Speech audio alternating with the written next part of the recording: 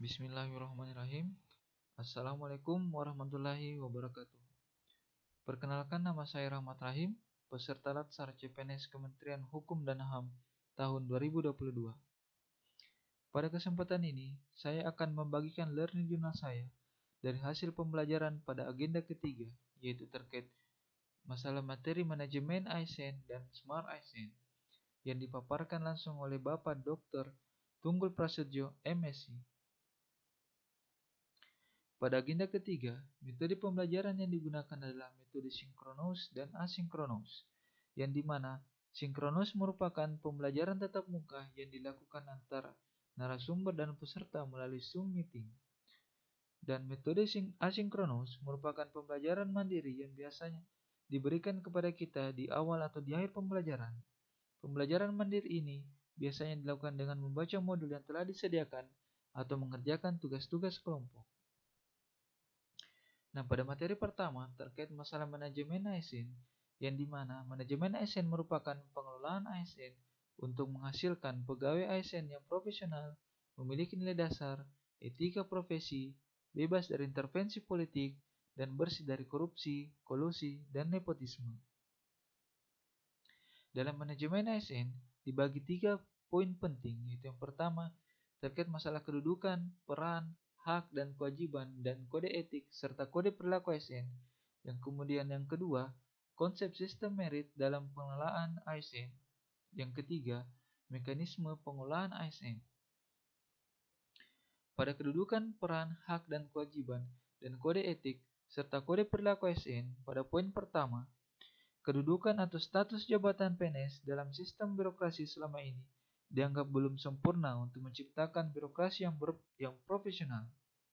Dalam Undang-Undang Nomor 5 Tahun 2014 tentang ASN, yang dimana ASN terdiri dari pegawai negeri sipil atau PNS dan pegawai pemerintah dengan perjanjian kerja atau P3K.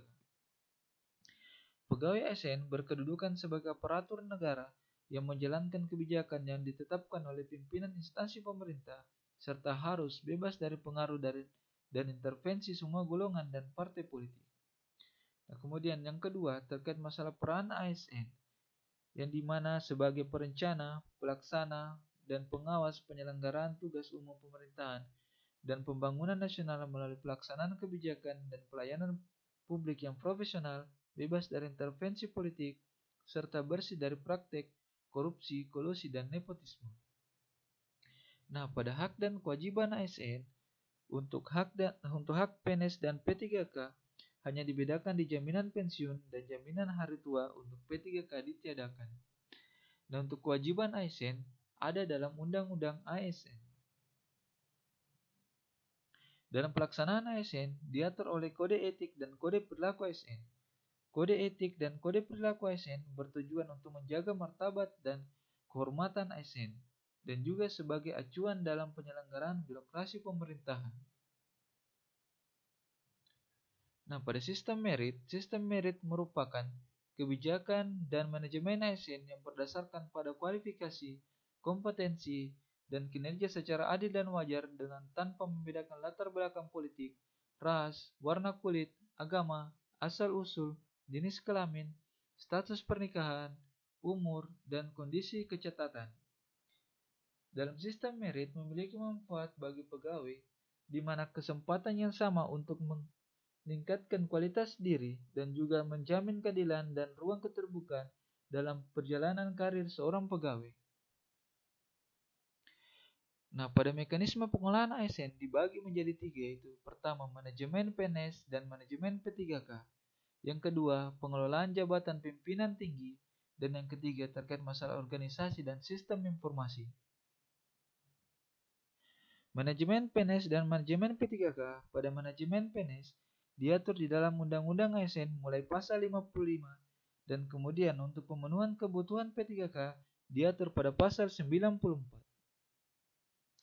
Pengelolaan jabatan pimpinan tinggi, jabatan fungsional tinggi maksimum dapat diduduki paling lama 5 tahun dan dapat diperpanjang jika memenuhi syarat.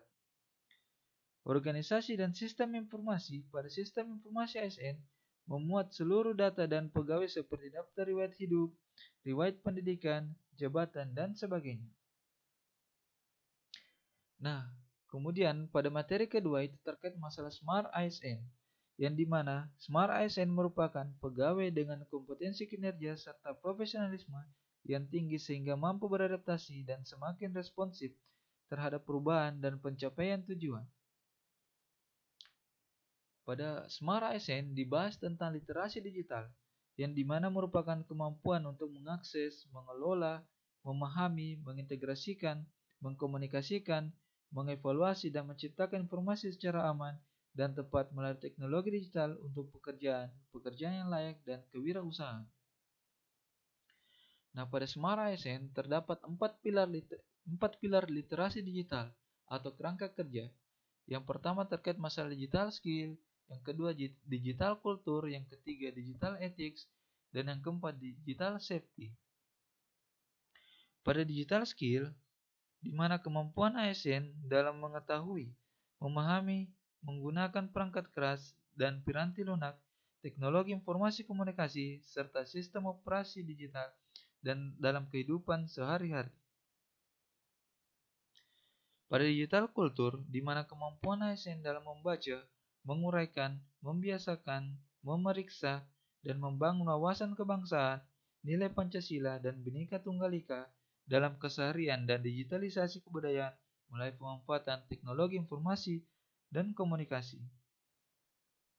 Kemudian pada digital ethics, di mana kemampuan ASN dalam menyadari, mencontohkan, menyesuaikan diri, merasionalkan, mempertimbangkan, dan mengembangkan tata kelola etika digital dalam kehidupan sehari-hari.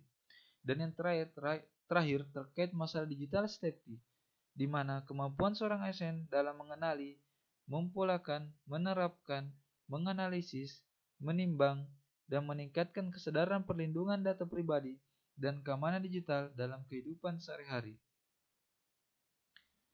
Nah, itulah tadi hasil pembelajaran dari agenda ketiga.